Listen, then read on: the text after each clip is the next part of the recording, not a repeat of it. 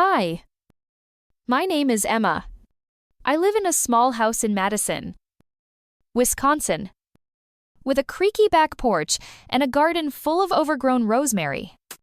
I'm 63, widowed for over a decade.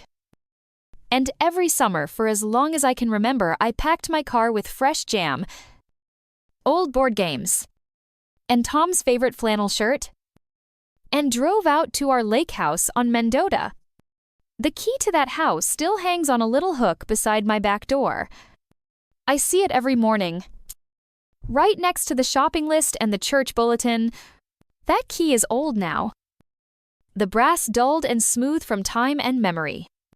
Tom gave it to me in the summer of '89. The same week, we finished building the screened-in porch at the back of the cabin. He carved our initials into the handle with his pocket knife. I still run my thumb over them sometimes. Tom passed 12 years ago. Lung cancer that came too fast and stayed too long. But I never stopped going to the lake house. Never. People thought I would. After the funeral, they gave me those gentle looks, full of pity, full of suggestions I hadn't asked for. Maybe sell it. Maybe rent it. Maybe let it go. But how do you let go of something that holds your whole life in its walls? So every June, I would load up my Subaru with jars of cherry preserves, puzzles for the grandkids, citronella candles that never quite worked, and one of those faded road maps with creases worn thin from decades of folding. I'd leave before sunrise. Tom's old cap on the passenger seat like a quiet co-pilot. The lake house wasn't fancy. It leaned a little too much to the right and smelled like cedar and old magazines. But it was ours.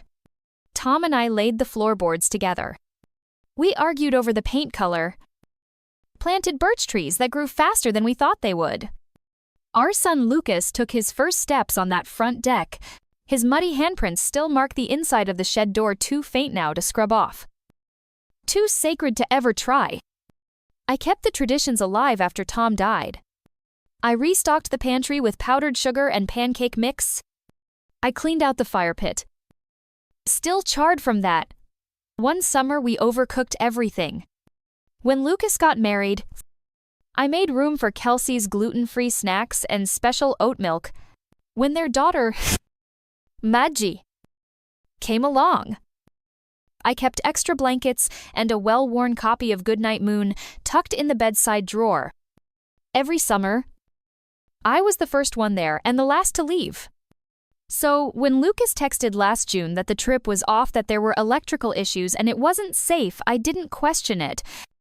Not at first.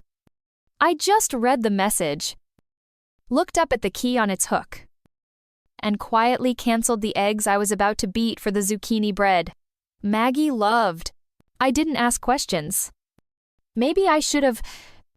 But when it's your only child, and you've spent years trying not to become a burden, you learn how to swallow things whole and smile anyway. I still made the jam that week. Still packed the flannel shirt and that old flashlight Lucas left behind last summer. I told myself I'd drop the stuff off at their house, just to say hi. Just to see Maggie and maybe offer to help with back-to-school shopping. Just a visit. Nothing big. But when I pulled up to their street, something was off. The driveway was empty. No bikes. No chalk drawings on the sidewalk. No Kelsey waving from the porch. I sat there a moment. Engine running. Unsure what I was even waiting for. And then, almost by accident, I opened Instagram. I don't know why I did it. I rarely check it. But there it was. A photo from Kelsey posted less than an hour ago. Lucas holding Maggie in his arms. Kelsey beside them. Her parents flanking the other side. Everyone smiling in front of a lake I knew like my own breath. The porch behind them. The steps Tom built. The planter I painted in 1993, still chipped at the corners. But the sign above the door, it no longer read the Peterson Lake House. It now said the Morgan Retreat. And just like that, Everything I thought I still belonged to was gone. I didn't cry. I didn't scream or throw the phone or pound the steering wheel like they do in the movies. I just sat there, still, while the engine hummed softly beneath me and the cooler on the passenger seat let out a faint crack as the lid shifted. The jam jars inside clinked against one another, like a quiet echo of all the years I'd spent lining them up in the lake house kitchen. Their handwritten labels curling in the summer humidity, they went without me. They went with Kelsey's parents. They renamed the cabin. And I wasn't just forgotten, I was erased. I didn't knock on the door. I didn't call. I drove back home slower than usual. Not because of traffic, but because I couldn't bring myself to pass the turnoff to Mendota like I used to. The grocery store. The bakery. To the little bait shop with the rusty roof, all slipped past the windows like scenes from someone else's life. At home. I unpacked the cooler like it was part of some ritual I hadn't realized. I still needed. The jam went back in the fridge. The bread sat on the counter. I stared at the labels. My handwriting still neat. Still trying. I told myself maybe it was a misunderstanding. Maybe they didn't mean for it to feel like this. Maybe there really was an electrical issue. Maybe it had been fixed at the last minute, and they just assumed I'd prefer to stay home. Maybe. But deep down, I knew. We all know. Don't we? When something breaks, not a pipe, not a fuse, but something that lives between people, there's a silence that follows. And it's never accidental. I opened the hallway drawer. The one I hadn't touched in years. Inside was the old binder Tom and I kept for the lake house. We called it the log, though it was just a 3-ring binder stuffed with handwritten notes. Floor plans drawn in pencil. Receipts from the hardware store. And scribbled entries about weather damage and repairs. On the first page, Tom's handwriting, Peterson Family Lake House. Mendota established 1989. Lucas's drawings were still in there, stick figures fishing off the dock. A lopsided sun over a crooked house labeled, My Cabin. There was a coffee stain in the corner from the morning Tom spilled his mug laughing at Lucas's joke about raccoons in the attic. I traced the edge of that paper with my finger like it might tell me what to do. In the back pocket was the deed. Still listed Thomas Peterson. Emma Peterson. And beneath it, in newer ink, Lucas Peterson. Partial transfer 70%. My name was still there. I'd never signed the last 30% over. Lucas had asked. Years ago. Said it would make maintenance easier. I told him I'd think about it. I never did. Something always held me back, maybe instinct. Maybe something harder to explain. The next day, I got a letter in the mail. No return address. But I knew the handwriting. Lucas's, though stiff and too formal. Now, like someone else had guided his hand. Inside was a legal draft transfer of remaining ownership. No noche. No, hi. Mom. Just a blank line for my signature. I didn't sign it. I didn't rip it up either. I slid it into the same binder, closed the cover, and sat there a long while. Later that week, I got a voicemail from Kelsey. Her voice was sweet, overly cheerful, like she was trying too hard.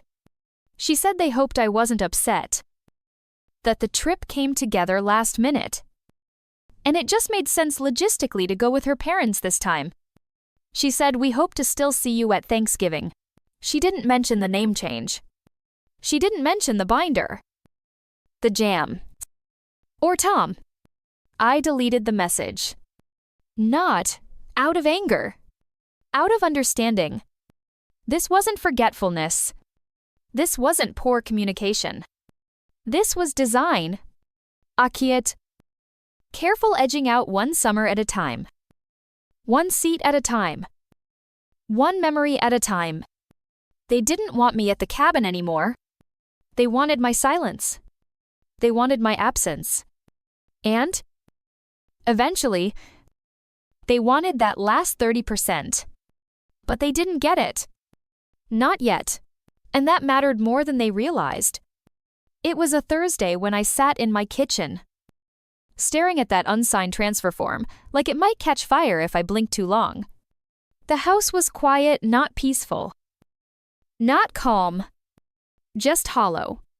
A kind of quiet that echoes instead of comforts. The kind where even the tick of the clock sounds like a question you don't want to answer. I brewed coffee I didn't drink and made toast I didn't eat.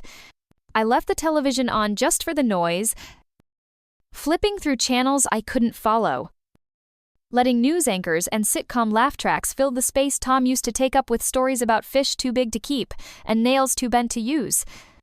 And I kept hearing it in my head, Kelsey's voice. Too light. Too polished, it just made sense.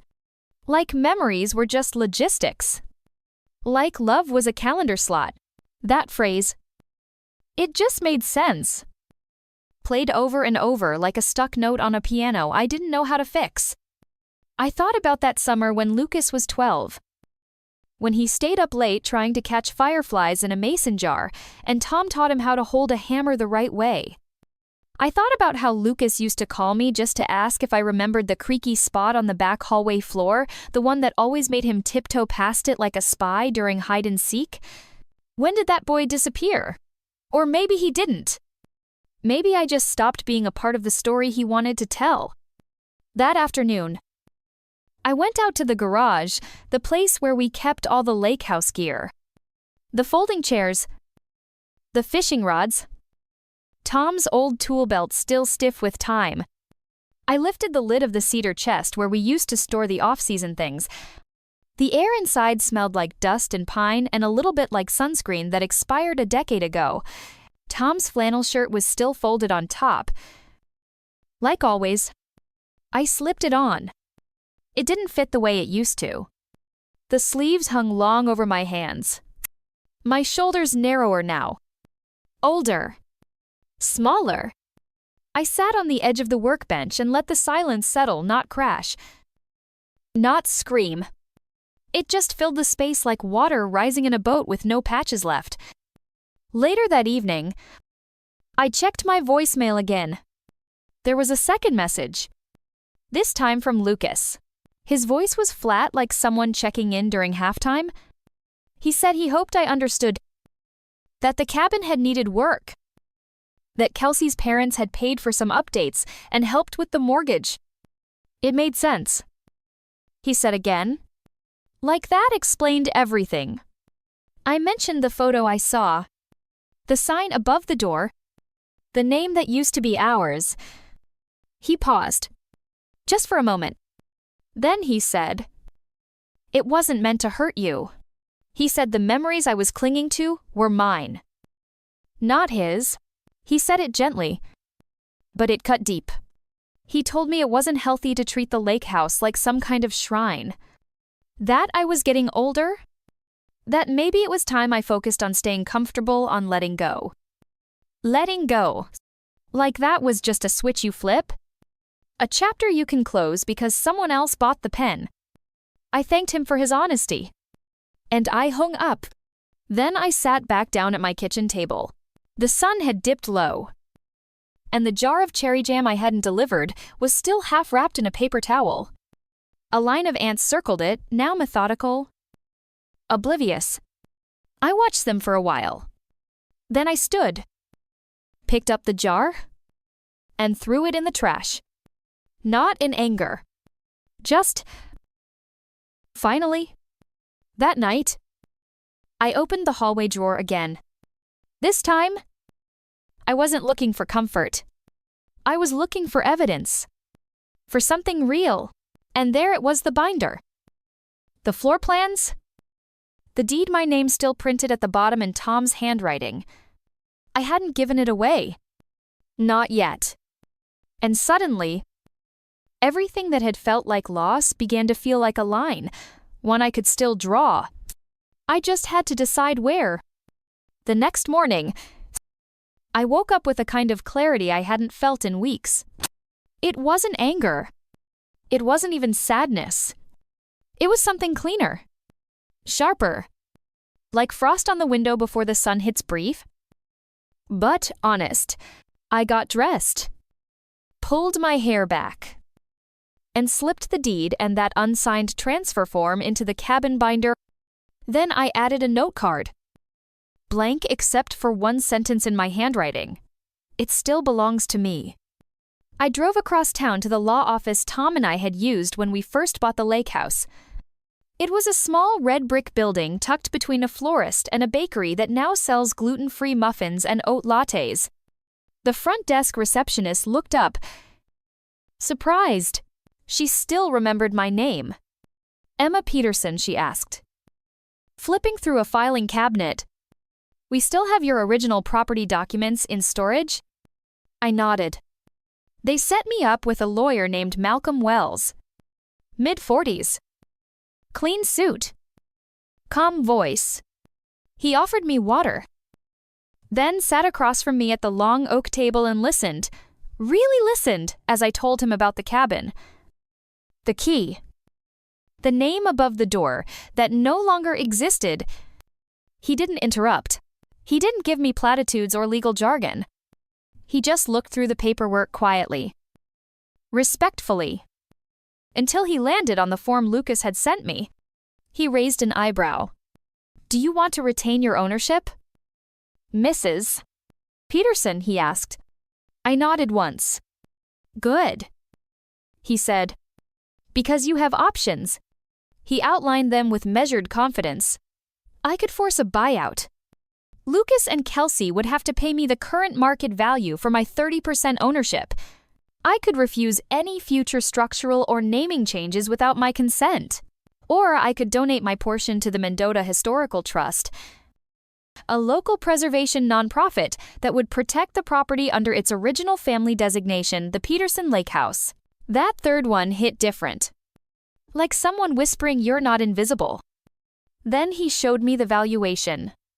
The property had doubled in worth since Tom passed. My share came out to $142. Ling.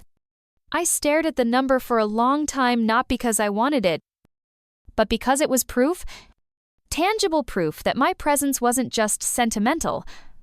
It was real. It mattered. I want both options drafted. I said, let them choose. Pay. Or preserve. But either way, my name stays. He smiled. Understood. Back home, I opened the drawer where I kept birthday cards and school photos, those little bits of paper we tell ourselves mean love. I went through them one by one. The ones with nothing but pre-printed messages, trash. The ones with real ink, real handwriting I kept. I placed them in an old tin Tom had once used for fishing hooks. Then I walked into the dining room and took down the photo that had hung there for over 20 years. All of us at the lake house. Before Kelsey. Before time had teeth. I put it in a box marked storage. I didn't want their smiles watching me every time I walked by. Not now. Not like this. That night, I sat by the window with a mug of chamomile tea that had gone cold and stared at the porch light flickering outside. No one called. No one texted. But the paperwork was moving quiet, moving steady, and for the first time since this all began, I felt something I hadn't dared to name. I felt whole. I was no longer waiting to be invited back into the story. I was writing my own ending. The next morning, I returned to Malcolm's office and signed the papers.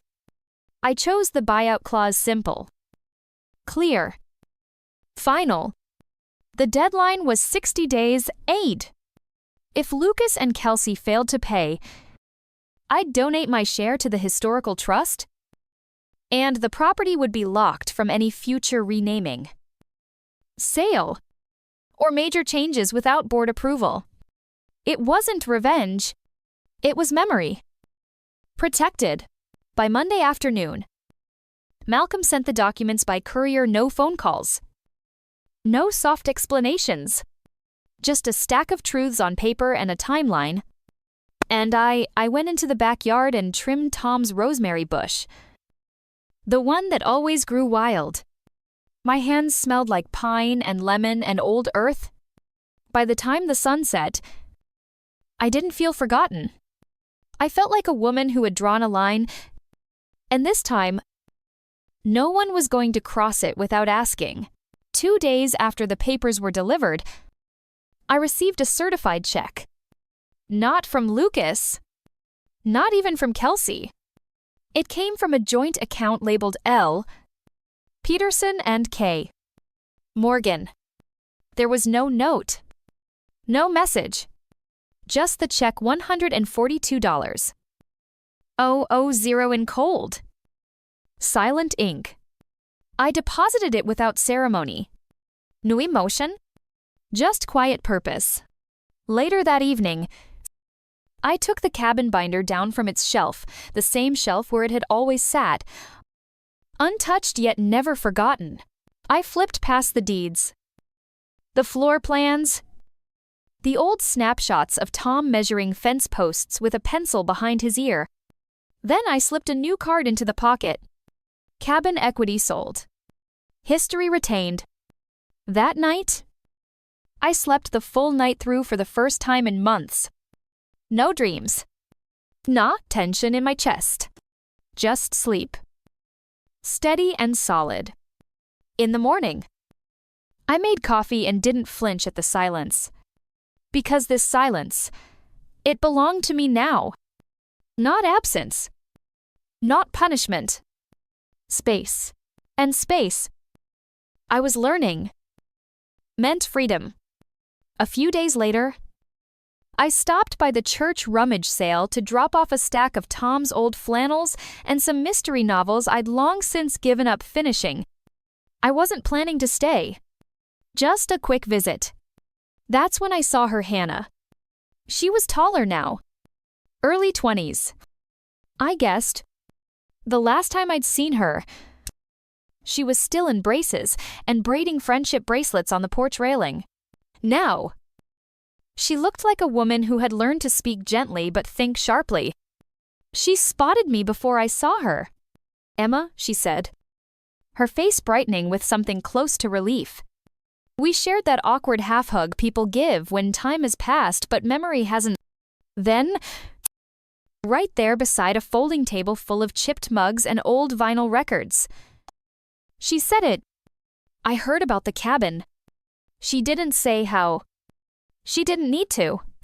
In small towns, truths float like pollen. Quiet. Invisible. But everywhere. I remember the summers, she said. The screen door squeaking. Tom letting me drive the boat even though I was too small. You showing me how to make rings out of pine needles. I smiled. The kind that hurts a little before it heals. Then she added something I didn't expect. She said, Maggie, my granddaughter, had asked recently why my name wasn't in the new photo album at the lake house. The one Kelsey had made. The one with the new name on the cover. Lucas hadn't answered. And Hannah didn't like the way that felt. She said she missed me. Missed the stories. Missed the smell of nutmeg and laundry detergent in my kitchen. Missed belonging somewhere that didn't feel staged. She stayed for tea that afternoon. We trimmed the porch plants together. Before leaving, she asked if I had any pictures from the early days. I brought out the oldest album, the one with the duct-taped spine, and Tom's messy handwriting labeling each summer like chapters of a book. She flipped through every page. Reverent, I'm glad you kept all this, she said, her voice soft. Someone had to. I answered. That night, after she left, I sat with the album still open in my lap. And for the first time in months, the quiet didn't feel like emptiness. It felt like recognition, like someone had finally noticed the space I used to fill and chose to sit beside it instead of stepping over it. I wasn't restored. Not fully. But I wasn't erased anymore either. And that somehow was enough. 2 weeks later, I received a call from the Mendota Historical Trust. A man named Andrew. Polite and professional. The guy told me they'd reviewed the documents I'd submitted back when I was still weighing my options. The lake house. He said, the Peterson family cabin met all the conditions for inclusion in their registry. He asked if I still wanted to proceed. I've sold my share. I told him. But yes. There's one condition. I wanted the name recorded under its original designation, Tom and Emma Peterson. Not the Morgans. Not the new title printed on glossy photo books. He said that was acceptable. As long as I could provide documentation. I mailed everything the next morning: deeds, photos, Tom's pencil sketches, the county's original land agreement. 3 days later, I received confirmation. No legal power. No public fanfare. Just one simple truth etched into a regional archive: Peterson family cabin, Est, 1989. That was all I ever wanted. Not ownership. Not revenge. Just the right to not be forgotten. Autumn came early that year. The air carried that unmistakable scent of fading leaves and wood smoke, the kind of scent that makes you pause in the driveway before going inside. As if the wind might be trying to tell you something. One Sunday morning, I returned from my walk along the lakeshore. A small bag of late-season peaches tucked under my arm. The cicadas were quieter now. Even the trees seemed slower, as if preparing for the long silence of winter. I stepped into the kitchen and placed the peaches on the counter. The light catching the soft fuzz on their skins. The house felt steady, balanced. For the first time in a long while, I didn't feel like I was walking through someone else's memory. At noon, there was a knock at the door. Not the polite kind from a delivery driver. Not the frantic kind from a neighbor in need. Just a single, solid knock. I peeked through the side window. It was Lucas. He stood alone. No car in sight. Just him and a folder in his hands. His shoulders were tense in that way I remembered from when he was a boy, when he had broken the porch railing with his bike and stood at the back door with scraped knees and guilty eyes. He knocked again. Softer this time. Then he looked up, as if he could sense me behind the glass. I saw his lips move just one word. My name. He placed the folder on the welcome mat and turned, walking down the steps and disappearing into the rust-colored leaves. I didn't open the door right away. Not because I was angry. Because I no longer owed him an answer. Eventually, I picked up the folder. No name on the front. Just sealed papers. And an envelope with my name in his handwriting slanted. Hesitant. Like every word had cost him something. I didn't open it. Instead, I placed the entire thing on the entry table, beside Tom's old fishing cap and the small ceramic bowl where I keep my keys. Later that day, Hannah came by to return a book she'd borrowed. She saw the folder and asked if I was expecting anything important. No, I said. And that was the truth. She nodded. Didn't ask. Didn't push. Some people understand silence not as absence but as a choice. That evening, I placed the folder in the bottom drawer of the hallway cabinet. Not hidden. Just filed away. Closure. I was learning. Doesn't always come in a conversation. Sometimes it's just a quiet decision not to open a door. The following week, the Mendota Historical Trust published their seasonal bulletin. Page 4. Second column. A small photo, black and white, of the lake house porch. The swing Tom built still visible. The railing he repaired in his final summer, still holding strong. The caption read, Peterson Family Cabin Est. 1989 2, recognized for historical and cultural value to the Mendota region. I clipped it out and pinned it to the fridge with an old magnet shaped like a strawberry. Later that afternoon, my neighbor came by to return a casserole dish. She saw the clipping. "Oh." She smiled. "I used to camp near there as a girl. That place always felt like it belonged to someone who loved it. I'm glad it's being remembered."